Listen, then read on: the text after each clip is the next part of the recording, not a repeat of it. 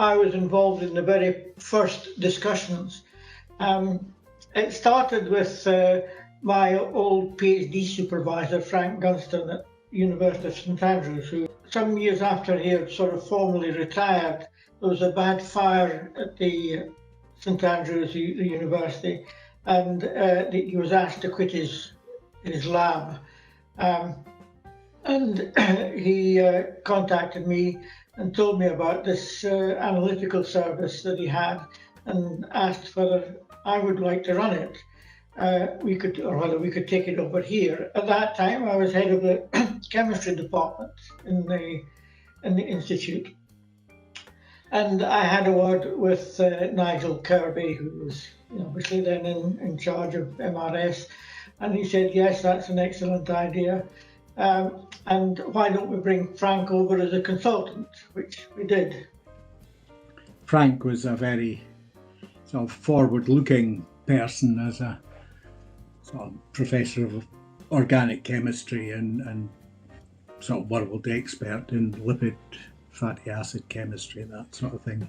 And he realised that funding for university research wasn't just going to keep being handed out from government sources, that you had to get it from elsewhere. He'd had inquiries from a small firm that was interested in exploiting evening primrose oil. And so I think in early 73, I started getting samples of evening primrose oil that we analysed commercially.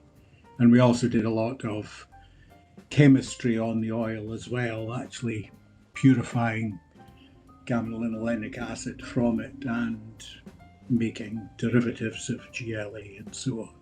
I started with Mylnefield Lipid Analysis back in November 1995, so almost 25 years ago, as the first analyst in the lipids analysis unit, and basically been there ever since.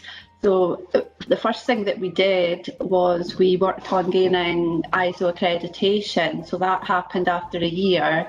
And then we needed to recruit new staff because it was too much work for me to manage on my own. So first of all, we got a student, and then we eventually got a permanent staff.